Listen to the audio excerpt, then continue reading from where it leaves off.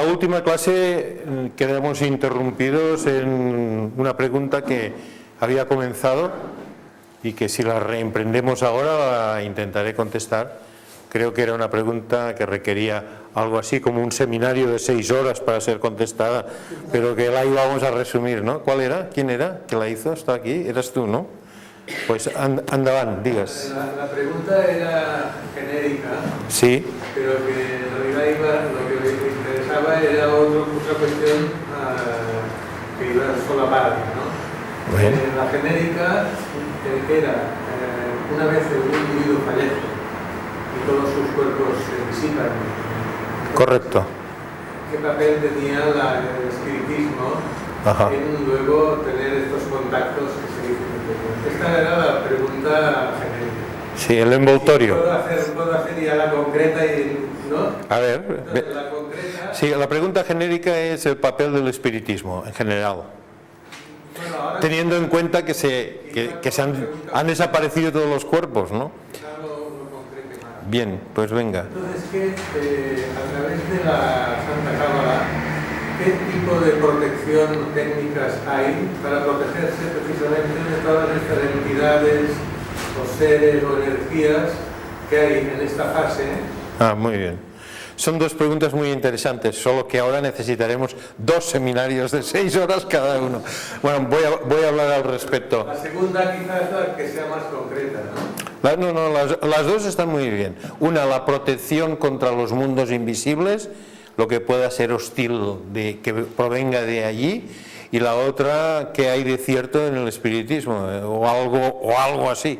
Mira, voy a empezar a hablar y luego me vas acotando si no respondo la pregunta o lo que quieres que responda. En primer lugar, el fenómeno del espiritismo tiene una historia muy bonita, y la historia es que en su inicio fue promovido por los maestros espirituales para darle a la humanidad una especie de prueba de la existencia, de la supervivencia de la conciencia más allá de la muerte.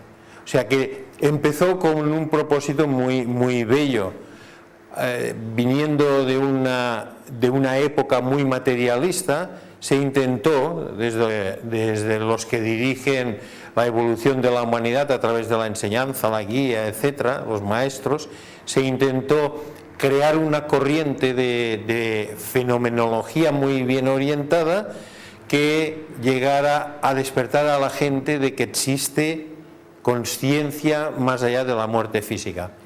Pero el movimiento, que fue inspirado a algunos individuos en varios lugares del mundo, como si vemos la historia del espiritismo, enseguida veremos los primeros exponentes de toda esta corriente, pues la corriente enseguida se estropeó, enseguida se malogró y enseguida pasó a ser algo que ya no era recomendable. Y cuando comenzó a no ser recomendable, la jerarquía espiritual retiró su atención del movimiento en general, y solamente los individuos más espiritualmente orientados mantuvieron una, digamos, pureza del movimiento espiritista, que en la actualidad no es recomendado ni por la Cábala ni por las corrientes esotéricas occidentales. Es un movimiento que no se recomienda como desenvolvimiento espiritual. El hecho es que comenzaron enseguida a haber, digamos, 3, pero es que se dieron 2 grandes facetas en el espiritismo. La primera fue que enseguida se tomó como fuente de engaño para sacar el dinero a los incautos, para decirlo de una manera muy, muy cruda. Así que se empezó a estafar y a engañar a la gente con falso espiritismo, y hubo tanto de esto que ya hubo un momento en que ni siquiera había ni la más mínima cualidad de confianza en todo el movimiento. La segunda gran faceta de ese movimiento espiritista, que estamos hablando de hace más de 100 años, de los inicios, pues fue que empezaron a contactar de una manera inadecuada y empezaron a hacerlo no como se pretendía que se hiciera, y se contactó con conciencia que no era recomendable. Y entonces, y a partir de ese gran aspecto negativo, fue cuando se cortó el fenómeno como sostenido por la escuela interna. Y desde sus inicios prácticamente, cuando se vio que no funcionaba, desde entonces no ha sido ya nunca más recomendado. La jerarquía espiritual propone cosas a la humanidad o líneas de acción que el ser humano tiene que estar a la altura para llevarlas a cabo y hacerlo bien.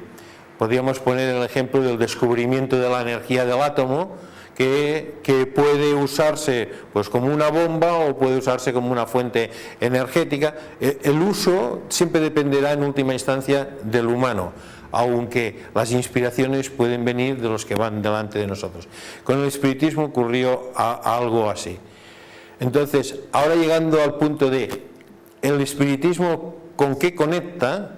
¿Y qué es lo que ocurre en el espiritismo? El espiritismo que no es un engaño, que no son trucos, porque si son trucos ya no vale la pena considerarlo, porque son engaños y tanto da. Pero hay una parte, y en la actualidad también ocurre, que el fenómeno espiritista o espiritismo o el fenómeno de los médiums, lo que viven y experimentan es real. O sea, el fenómeno no es falso, el fenómeno es real. Pero lo que es equívoco o lo que es erróneo es la interpretación que se le da al fenómeno. Cuando se dice: he contactado con tu abuelo que murió hace 40 años y que tiene un mensaje para ti y que te dice que te ama y que quiere que seas feliz, esto es una mala interpretación del fenómeno. Pero la persona que está viviendo eso y que está recibiendo esa información con esas palabras que pueden ser expresadas a través de escritura automática, a través de golpes, a través de la vasografía o la ouija, o simplemente a través de una voz que no es la del sujeto, del medium, que dice esto, dice pues nieto o hijo mío, te amo, etcétera, generalmente con unos tonos muy lúgubres, no son unos tonos muy agradables, son verdaderamente, a veces son muy impactantes. Lo que ocurre allí es el sujeto que lo está expresando, pues sí, ya partimos de la base que es una experiencia verdadera, pero lo malinterpreta. ¿Y cómo es que lo malinterpreta? Pues lo interpreta en razón a los deseos del que está delante, que dice: quiero que contactes con mi abuelo, porque mi abuelo, he soñado con mi abuelo, o mi abuelo se marchó y siempre me dijo que tenía algo muy secreto y muy hermoso para mí y no me lo dijo, o mi padre, o lo que fuera, o quiero que contactes con él. Y entonces se hace una sesión que puede variar, hay muchos tipos y maneras de hacerla, y entonces hay un fenómeno. Y el fenómeno dice: el abuelo se está manifestando aquí hay un espíritu, es el de tu abuelo o es el de esa persona y te está diciendo esto. Entonces, insisto, fenómeno verdadero, interpretación falsa. ¿Qué es lo primero que hay que interpretar? No es el abuelo. Esto con una contundencia prácticamente absoluta, pero por si acaso, digamos de un 99%. La inmensa mayoría de las veces el fenómeno no responde verdaderamente a aquello que se dice que es el origen del fenómeno. Y puede ser un ángel protector, ha aparecido un ángel protector, ha aparecido un maestro ascendido de la llama, el color que queráis, el violeta si os gusta más, el violeta, ha aparecido el maestro Saint Germain de la llama violeta o de esto, estoy diciendo cosas bastante comunes, y está diciendo que, y entonces suelta toda una serie de parrafadas. El punto adicional a este asunto es que generalmente, siendo fenómeno verdadero, siendo mal interpretado, el sujeto que lo expresa, el que lo dice, que es el medium, no sabe lo que dice. Y no en el sentido más intrínseco de la frase, sino que está como dormido. Por eso se dice medium. Ha perdido su conciencia y entonces algo se está manifestando a través de él y le hace hablar, escribir, golpear o simplemente hacer una serie de gestos que son interpretados de una manera. No se entera. Y cuando se dice que no se entera es porque ha retirado su autoconsciencia. Lo que ahora usamos en este momento lo ha retirado. Se ha apartado y entonces deja que su cuerpo físico, su nivel emocional y algo de su nivel mental, es decir, deja el resto de su ser que sea utilizado como un canal para lo que se manifiesta. Y aquí llegamos a ¿qué es lo que se manifiesta? Pues cuando preguntamos ¿qué es lo que se manifiesta? Tenemos una amplia gama de posibilidades que no es corta, que pueden ser muchos aspectos, teniendo en cuenta que son verdaderos. Antes de entrar en quiénes son, qué es lo que está al otro lado y está hablando, hemos de tener en cuenta una cosa que es muy importante, y es que el medium deja su cuerpo físico. Su cuerpo físico lo deja como si estuviera muerto, aunque no está muerto. Al dejar su cuerpo físico, el nivel en el que la conciencia está morando y crea un canal es el nivel astral, nivel psíquico, nivel subconsciente, nivel emocional profundo. En este nivel, la simpatía, la memoria, el recuerdo y la capacidad de percibir lo que el otro siente, en ese sentido digo simpatía, es inmensa, es enorme. Es como si nosotros entramos en el mundo de los sueños, no hay límites, se puede percibir con total claridad lo que el otro piensa, lo que el otro siente, lo que el otro tiene guardado en su memoria. Al existir en ese nivel tal facilidad de acceder a los recuerdos, la entidad, que luego diremos quién puede ser, la entidad que desde este nivel se está intentando manifestar a través del medium y dar un mensaje, tiene acceso a la memoria de aquellos que están allí, que se ponen receptivos, que hacen la cadena, que preguntan, que están exaltados. Entonces accede a esa memoria. Solamente por la exaltación emocional de mi abuelo me va a hablar y tal, crea un estado tal, a través suben las emociones de tal manera que desde el mundo no físico la entidad accede con mucha facilidad a la memoria del objeto de la sesión, del que dice qué quería decirme mi abuelo. Y esa entidad ve con mucha naturalidad los recuerdos que el que ha ido a pedir la consulta tiene en su vida, recuerdos del pasado, y puede decir algo así como tu abuelo tenía una barba blanca y larga y le gustaba montar a caballo, en un caballo un corcel negro. Y entonces el sujeto dice, esto no lo sabía nadie. Entonces, pues está aquí, tu abuelo está aquí y está con su caballo y con su barba blanca. Entonces esto es muy impresionante porque esto, cuando uno está en una sesión, dice, esto no lo sabía nadie. ¿Cómo lo va a saber la medium si yo no se lo he dicho a la medium? Entonces, es verdad, está mi abuelo, este es mi abuelo. Cuando se produce esta apertura, todavía es más accesible el recuerdo. Y entonces puede haber una comunicación que puede resultar para el sujeto, el medium no, porque el medium solamente, si es verdadero el fenómeno, solamente es transmisor.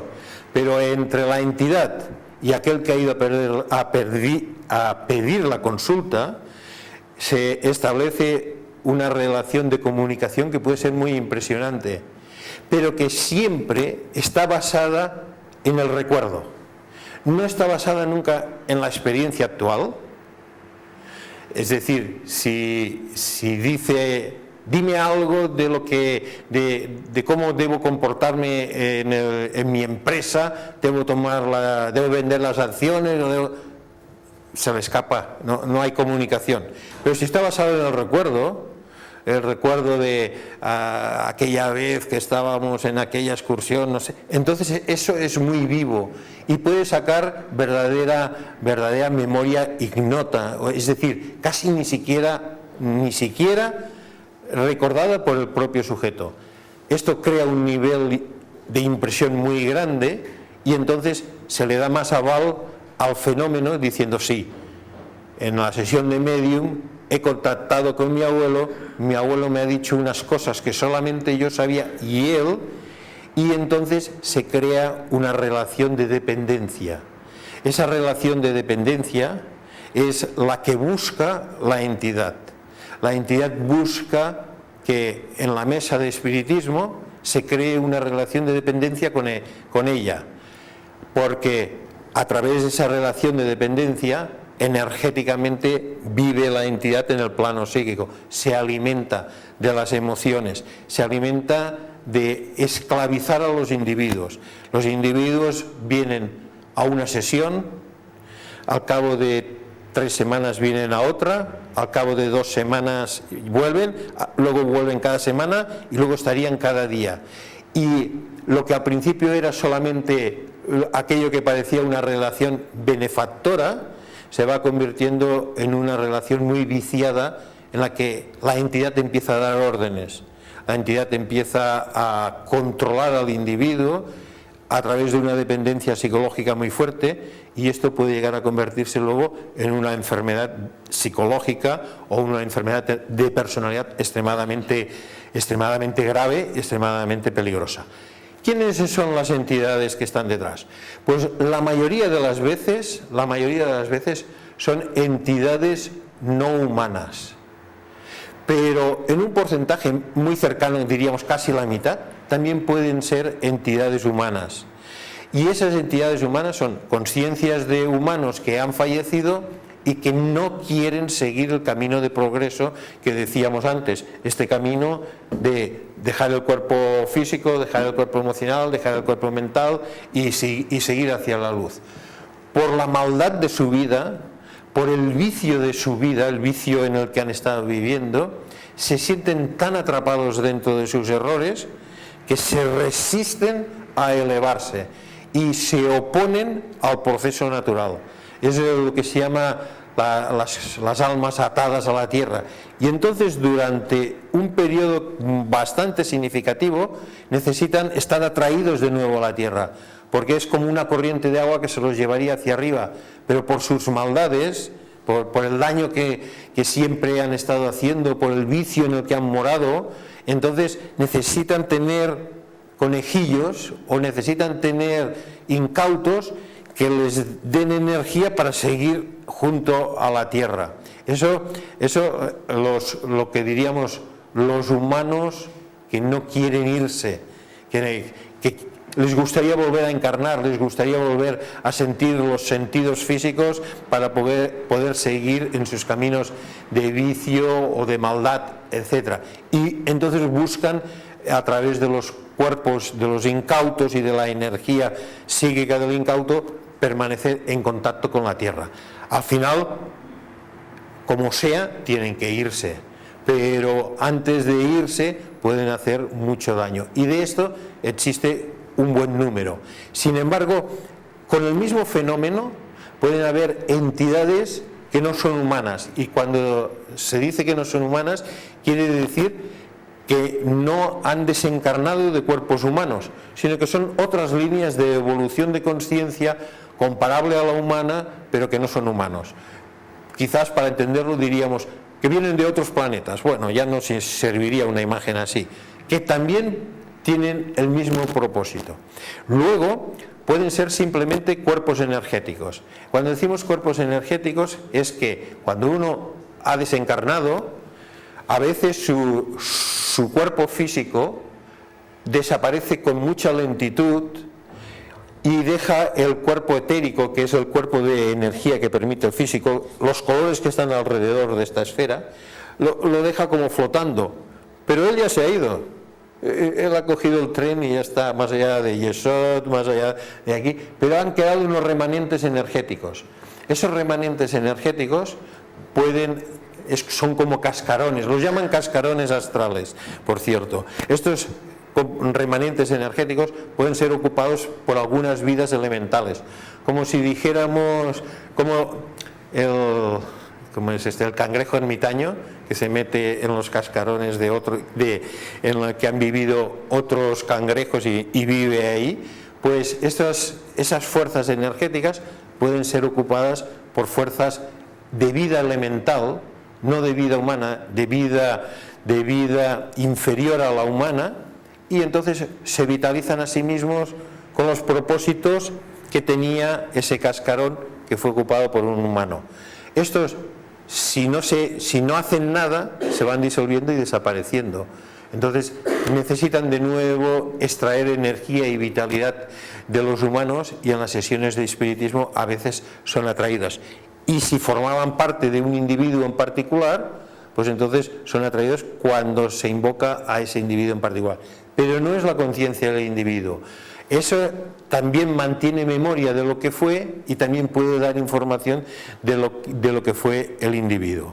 Finalmente, puede atraerse formas angélicas, pero las formas angélicas, los devas que decimos nosotros, que se atraen en las sesiones de espiritismo, generalmente son muy bajos y son muy inferiores, porque todos los estudiantes espirituales que pudieran, cuando están fuera de sus cuerpos físicos o cuando duermen, pudieran ayudar a alguien, todas las formas débicas, los ángeles, que desde los planos internos quieren influir y ayudar a alguien, o incluso los maestros, cuando quieren guiar y ser de ayuda a alguien, nunca lo hacen a través del plano psíquico, nunca lo hacen a través de las sesiones de espiritismo, nunca lo hacen a través de ninguna de esa metodología, sino que lo hacen desde planos superiores, lo hacen a través de influir en el pensamiento, a través de imágenes y a través de conceptos muy elevados, que son planos más altos que no los planos del astral, del bajo astral, los planos psíquicos. Lo que mora aquí, que es con lo que se ponen en contacto los médiums, es todo de naturaleza no recomendable, siendo esto un esbozo así en gran medida. Cuando un estudiante espiritual que está dedicado a desenvolver la conciencia de espiritualidad, que medita, que hace sus invocaciones, sus rituales, o una persona muy espiritualmente devota, incluso aunque sea solamente muy religiosa, pero que está muy en contacto con los altos ideales de la vida e intenta incorporarlos en su vida, asiste a una sesión de espiritismo, la estropea. Es decir, cuando un estudiante espiritual va a una sesión de espiritismo y dice: hay una sesión de espiritismo, nos reuniremos 8, ¿quieres venir? Y el estudiante espiritual dice: sí, pues voy, y se sienta allí con ellos, la sesión no funciona. No funciona porque su conciencia generalmente está tan bien establecida y está tan proyectada a los principios mentales y espirituales y no en los niveles emocionales más oscuros, que los demás no pueden sintonizarse en esos niveles y no tardan mucho en echarlo. Enseguida detectan que dicen: tú que eres escéptico, tú que no ayudas, vete, y lo echan. Generalmente ocurre algo así. Luego, los que no creen en nada, cuando van a una sesión espiritista no ocurre nada, porque no hay manera de que la influencia entre en ellos. Los más, diríamos, los más proclives a tener experiencia al respecto son los que se encuentran en medio, los que están buscando nuevas maneras de abrir su conciencia, de llegar a mundos internos, y están probando. Estos son los que corren mucho riesgo y los que están verdaderamente a veces en gran peligro. La manera de protegerse. La mejor manera de protegerse, la primera, es no asistir a ninguna de estas sesiones. Esto por descontado. Que se dice específicamente en las instrucciones para los estudiantes espirituales: apartad de vuestra vida el espiritismo, las reuniones con médiums, la vasografía, la escritura automática. Todo esto no le prestes atención, porque si le prestas atención puedes correr mucho peligro de ser atrapado en estos niveles de psiquismo. Esto lo primero. Lo segundo es no utilizar las drogas, alejarse de las drogas, porque las drogas son puertas que elevan la conciencia un poquito más allá del cuerpo físico, y entonces deja la conciencia abierta, y cuando deja la conciencia abierta pues pueden entrar en contacto con todo este tipo de entidades. ¿Qué tipo de drogas? Pues especialmente las drogas alucinógenas, por ejemplo, y en menor medida, pero depende del uso que se les dé y cómo se haga, pues también las drogas que se fuman, como hashish, la marihuana y todo esto. Si eres estudiante espiritual, es conveniente no utilizar esto, porque son grandes riesgos que corres. Independiente de estos dos aspectos, dices, no voy a sesiones de mediums, de espiritismo, no fumo ni utilizo drogas, pero creo que puede existir algún peligro cuando voy a dormir o en mi casa, o quisiera protegerme de cualquier presencia así anómala, porque entonces lo mejor es el nivel de oración que uno tenga. Es decir, que si uno es religioso y es católico, pues tiene sus oraciones, tiene el Padre Nuestro, etcétera, y esto hecho con devoción adentra al individuo en un aura grupal, que es la de la Iglesia, que lo protege y lo deja exento de cualquier influencia. Pero si la religión no es el ámbito de uno y está, por ejemplo, buscando más allá de las religiones, entonces son las propias técnicas de la cábala o de los estudios espirituales. Nosotros nunca empezamos una clase, y lo habrás visto, nunca empezamos una clase sin protegernos, siempre nos protegemos, y lo hacemos de dos maneras. Primero, pedimos ayuda a Dios para que nos inspire y para que la clase sea interesante. Eso es lo primero. Cuando pedimos esa ayuda decimos que todo lo que recibamos será para bien nuestro y para bien de los demás. O sea, le damos una connotación. Eso es la invocación. Y lo segundo, hacemos un círculo de protección. El círculo de protección, hay podcast y creo que hay varios vídeos en los que hablo con él. Solo hay que poner mi nombre, cábala gratis, círculo de protección, y encontraréis la información. Es una visualización de una circunferencia de luz que nos protege y nos separa de toda influencia malévola. Esto al principio se hace y no tiene un gran poder, sino la primera vez, pero luego a medida que se va haciendo y que se va haciendo, es solamente ya una de nuestras decisiones, la de decir, estoy protegido y estoy bajo influencia espiritual superior, para mantenernos aparte de toda influencia que pudiera venir. Nunca en los estudios espirituales se debe uno adentrar en técnicas que si no es a través de medios de protección, porque tanto la meditación como técnicas de relajación o de reflexión profunda parte del cuerpo físico, sube a través de la concentración mental a lo que se llama el triángulo del despertar y se adentra en los mundos espirituales. Pero hay que pasar por el plano astral, hay que pasar por aquí, hay que cruzar los niveles subconscientes e ir más allá. Para no quedar detenidos aquí, las técnicas tienen que conocerse, tienen que hacerse y tienen que hacerse bien. Y lo más básico es lo que siempre hacemos aquí al empezar la clase. Aprendiéndose esto bien, lo podemos usar de muchas maneras. Lo podemos usar al ir a dormir, es decir, voy a dormir y hace días que tengo unas pesadillas y me levanto cansado. Vete a saber lo que ocurre mientras duermo. ¿Sabes qué? Pues que Dios me ampare, me guíe, me proteja. Y por el poder del Cristo establezco una línea de luz aquí en la habitación y a dormir como unas santas Pascuas. Y se duerme yendo en la mayoría de los casos hacia los planos superiores sin detenerse en el nivel astral. Adicionalmente a esto, que lo he dicho muchas veces en clases, pero que nunca está de más insistir, es el fenómeno de los niños pequeños. A veces los niños pequeños, digo pequeños, poca edad, pero la suficiente para lo que ahora explico, tienen la visión psíquica abierta, y cuando se apaga la luz de su habitación ven estos mundos, estos niveles que están entre el bajo astral y un poco más allá del cuerpo físico, y ven todo esto que hemos dicho.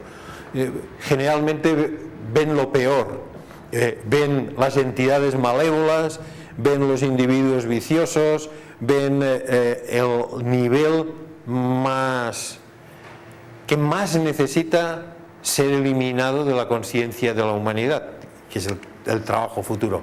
Y entonces les da miedo, y entonces no quieren dormir, y entonces dicen, no me cierres la puerta, no, déjame la luz encendida. Y el niño siempre quiere la luz encendida. ¿Por qué quieren la luz encendida? Porque la luz encendida los enceguece a la visión psíquica. Entonces con la luz encendida no ven nada.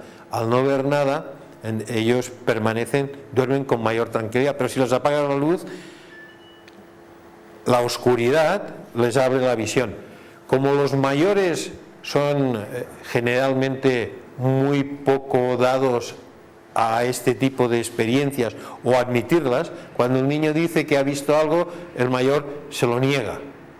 Y dice, tonterías, duérmete y descansa y no te preocupes y no sé qué.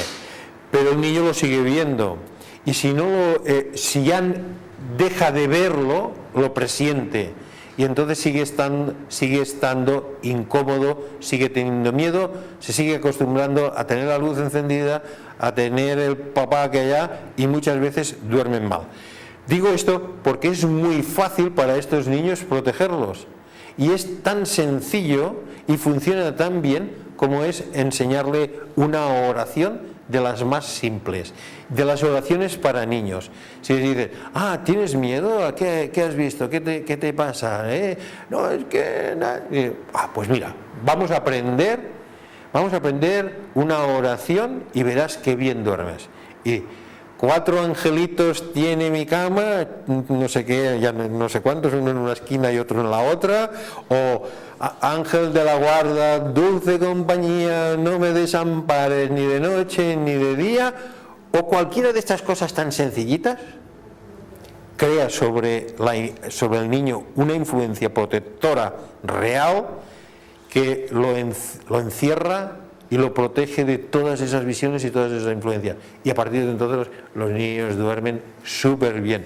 Esto lo digo desde la experiencia, a mí me ocurrió de pequeño, pero es que en la historia de la escuela son tantos los casos que han venido con este problema, y que con la simple oración esta o cualquiera otra que haga, el niño es un angelito pequeño. Bueno, cuando crezca ya veremos cuán angelito es, pero de pequeño. Entonces, una pequeña oración que lo inspire un poquito, aunque sea a través de imágenes muy infantiles, le crea una condición, un aura fuerte de protección que impide que haya ninguna influencia.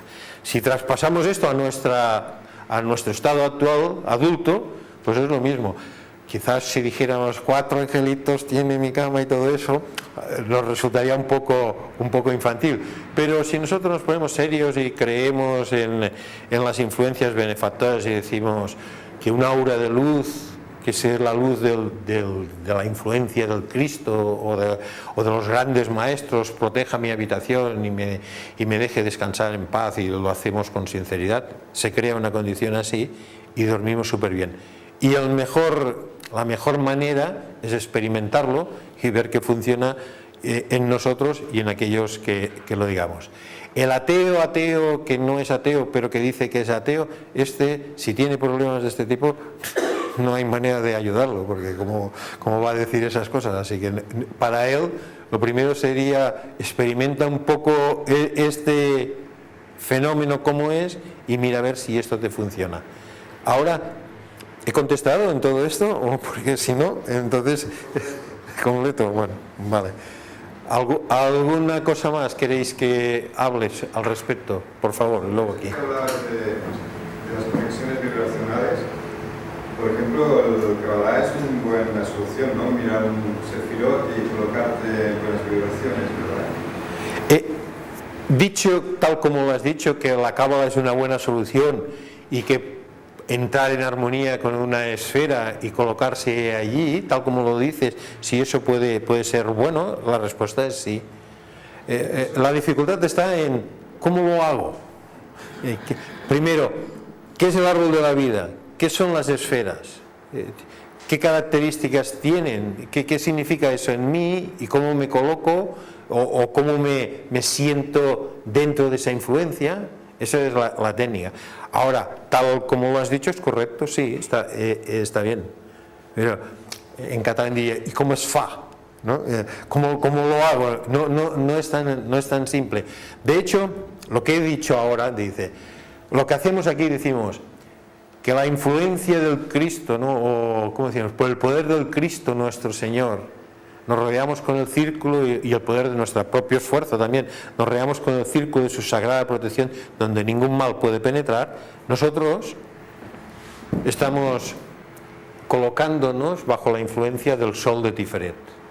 Es ahí, esa es la esfera con la que buscamos armonizarnos cuando creamos un círculo de protección. Es una esfera de luz, es un sol. Todas las cosas oscuras que pudieran estar por ahí no tienen capacidad de tocarlo. Teníamos aquí una. Sí, a mí otra de las cosas que también me produce algún tipo de inquietud es determinadas músicas, o música estridente o música de baja vibración, que producen bastante daño.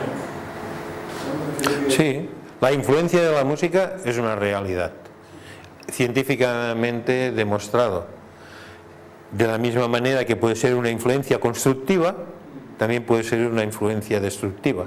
Ya en la Biblia dice que el pueblo de Israel entró y estaba Jericó y tocaron las trompetas y ya no estuvo más Jericó.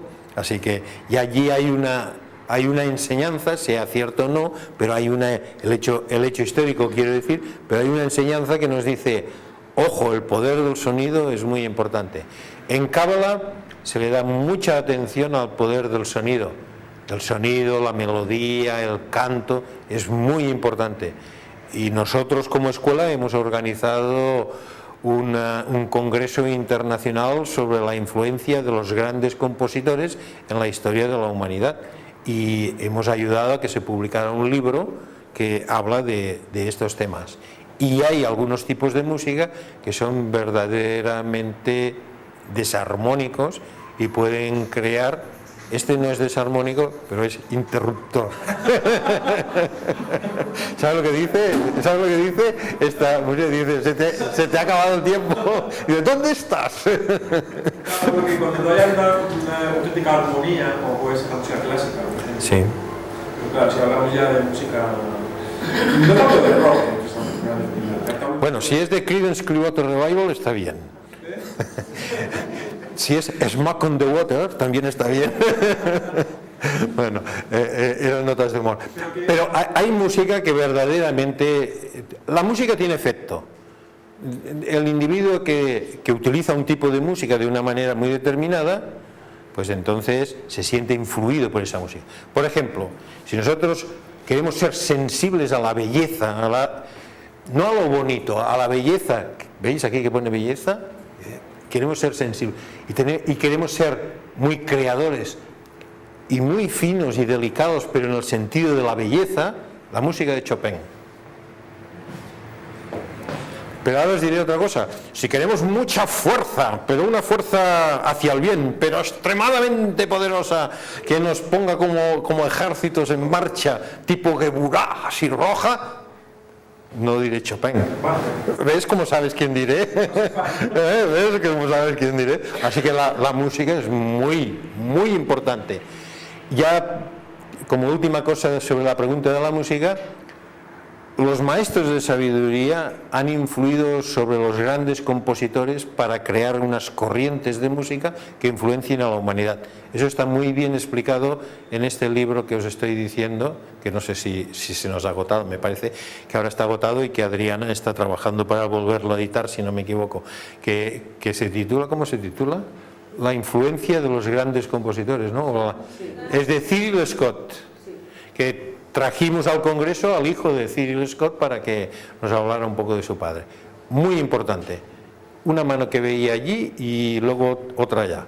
Las dos últimas, porque ahora sí, ya... Has hablado de espiritismo, pero sí. ¿dónde pondríamos ahora, por ejemplo, a los guías?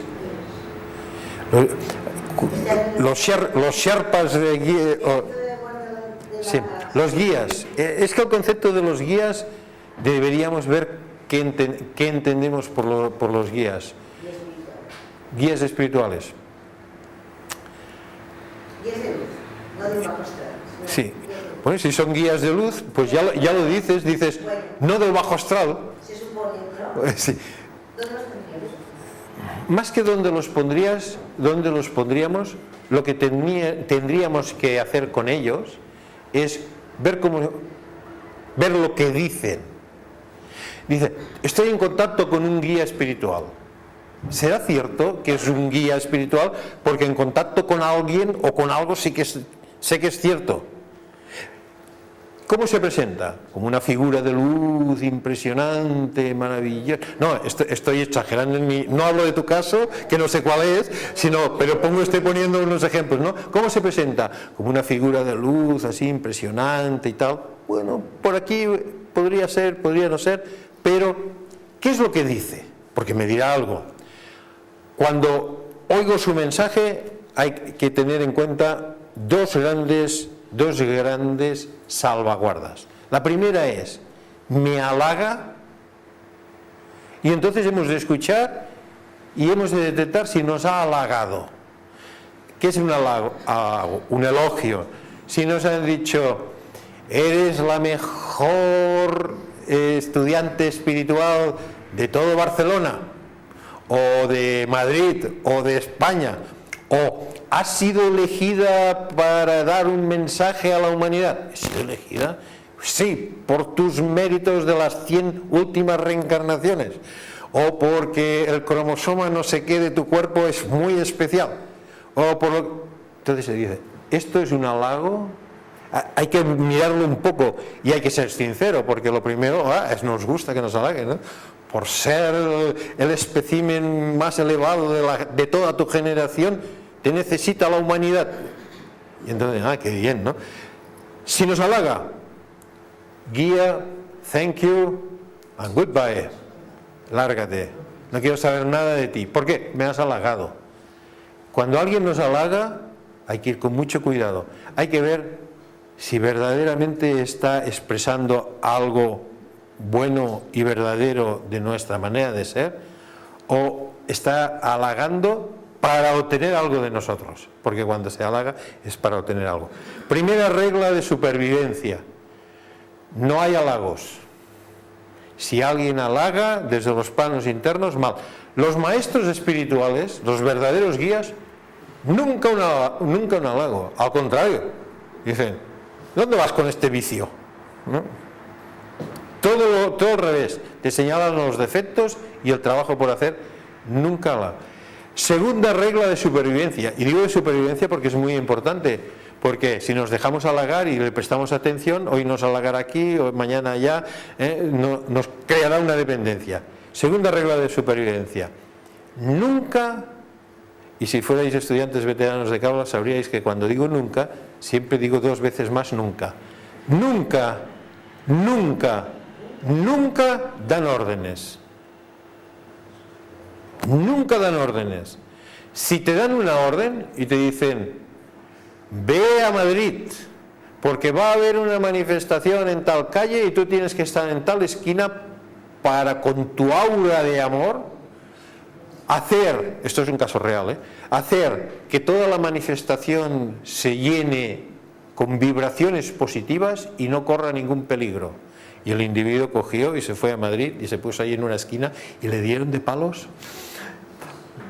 ¿Quiénes? Unos y otros, porque estaba en medio de donde no tenía que estar, y de aura de amor, de garrotadas. Bueno, pero lo que quiero decir es que si en Madrid, en Barcelona, donde sea, no estoy solamente poniendo ejemplos al tuntún, pero eso es un caso real, e incluso lo puedo explicar con mayor detalle si queréis. Nunca dan órdenes, solamente se ofrecen sugerencias, se ofrecen posibilidades, pero nunca órdenes. Había algo más ahí.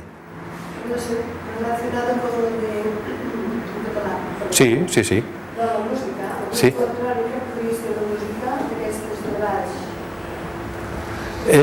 Ya, esto.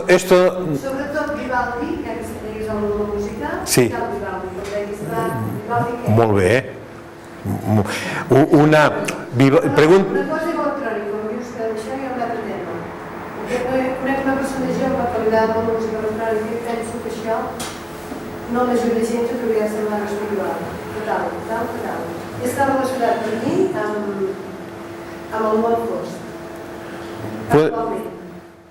Esto es mucho decir porque es como decir la música electrónica está relacionada con el mundo oscuro, que es lo que propones, y me suena algo así como decir los coches es para matarse. O sea, depende cómo utilices y cómo conduzcas, ¿no? Puedes conducir como un suicida y puedes matar a la gente y matarte tú, o puedes utilizarlo razonable y convenientemente. La música electrónica, así, como un concepto, depende del tipo, cómo se use, lo que se componga. Puede haber melodías muy bellas y pueden haber melodías muy desarmonizadoras. Sin embargo, los grandes movimientos de la música que han influido sobre la humanidad no siempre están en los parámetros de la música clásica.